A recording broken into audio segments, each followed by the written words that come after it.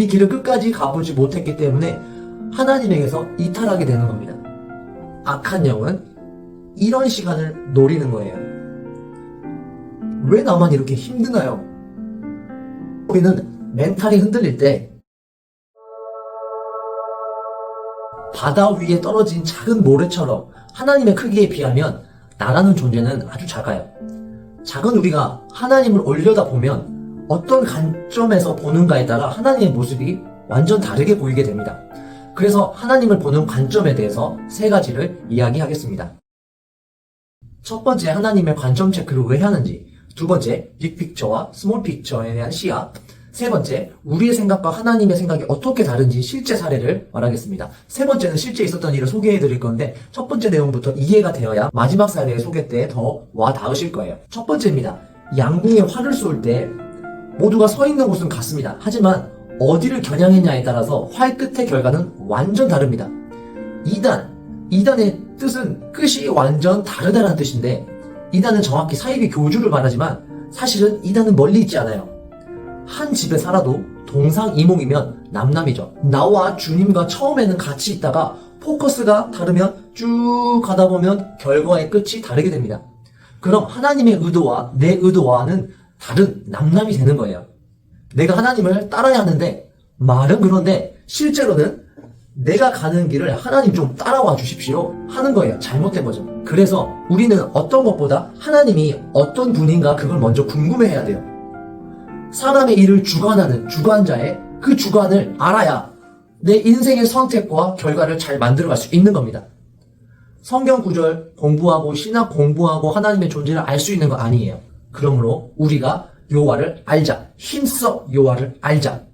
하나님, 그냥 사랑의 하나님 다 아는 내용 아니야? 그분을 쉽게 알 수 있으면 왜 그분을 알기를 힘써야 된다고 했을까요? 그분을 잘못 알면 내가 만든 하나님으로 목표치를 세우고 가다 완전 끝이 다른 결과가 만들어지기 때문입니다. 그래서 기도할 때 이렇게 되게 하옵소서, 내 소원을 말하는 것보다 하나님을 더 알게 해주십시오 라는 게 먼저예요.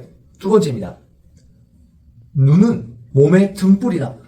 눈이 성하면 온몸이 밝을 것이요 눈이 나쁘면 온몸이 어두울 것이니라. 무슨 말인가요? 여기서 단순히 eyes, 이 눈을 말하려고 적었을까요? 나의 모든 것을 결정짓기 위해서 먼저 나아가야 하는 것이 바로 시야입니다. 관점에 대한 중요성을 말하는 거예요. 등불의 역할을 못하면 어떻게 되죠? 다른 길로 빠지거나 걸려서 깨지거나 위험하게 됩니다.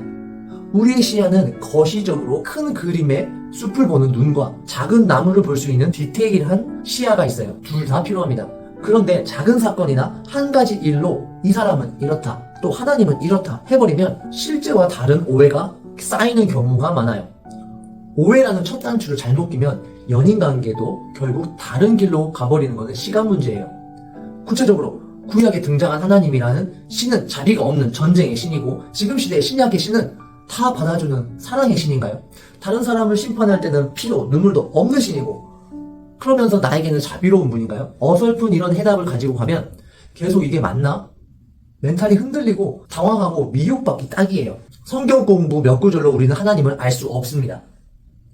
내가 주께 대하여 귀로 듣기로만 했사오나 이제는 눈으로 주를 배움나이다. 욥처럼 우리는 먼저 귀로 지식의 영역으로 접해지고 그 다음에 반드시 실제의 경험의 영역으로 들어가서 내 인생의 삶을 통해서 하나님의 실체를 만나가면서 머리가 아닌 세월을 통한 마음과 몸으로 그분을 경험으로 알아가는 겁니다.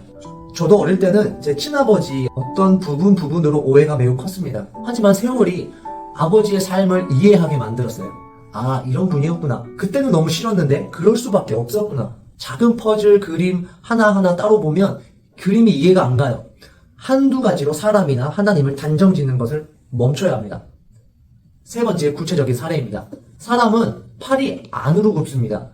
내 가족의 형편에 따라 법을 이렇게 적용하며 피해가며 사는 것이 지혜라고 하지만 하나님은 팔이 안으로 굽지 않습니다. 이걸 공의라고 하는데 공의는 팔이 안으로 굽지 않아요. 내가 피로나온 자녀일지라도 죄로 인해서 이탈되면 대가를 본인이 치르게 되며 용인하지 않습니다. 그래서 우리가 믿고 신뢰할 수 있는 게 주님의 공의입니다. 하지만 더러운 인간도 완전히 다시 태어나듯 제자리로 돌아오면 무한한 사랑에 들어가게 하십니다.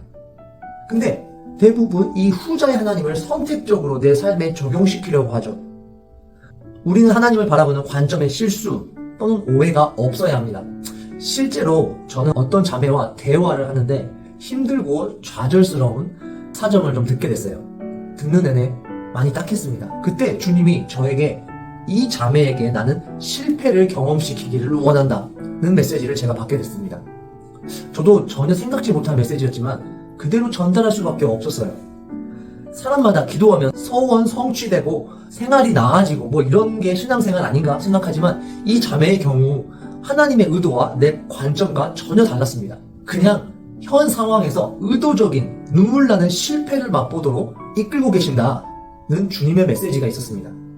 저도 너무 당황스러웠어요. 내가 하는 일이 안 된다고 하나님이 벌하는 것이 아닐 수도 있고 현재가 편안하다고 하나님이 나와 함께 계시는 게 아닐 수도 있습니다.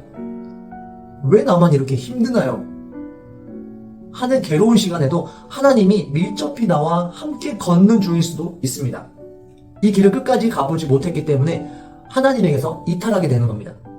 악한 영은 이런 시간을 노리는 거예요. 이 자매의 힘든 가정사, 힘든 주변의 일들은 하나님이 이 사람을 이끌고 세우시는 방책이었습니다. 여기서 우리는 멘탈이 흔들릴 때 그때 하나님을 보는 관점의 오해가 자리 잡지 않도록 해야 합니다. 정리하자면 하나님은 선하신 분입니다. 그러나 선하신 뜻대로 이끄시는 방법은 내 생각과 전혀 다릅니다. 내게 무조건 자비만 주시는 분이 아니고 회초리도 사랑이란 걸 성경을 통해서 알아야 합니다. 나이가 40이 되고 50이 되고 60이 돼도 주님을 계속 알아가야 하는 거예요. 멘탈이 흔들릴 때 그때가 내 눈에 힘을 빼게 하는 순 작업의 시간이고 그분을 순전하게 따를 수 있게 하는 시간입니다.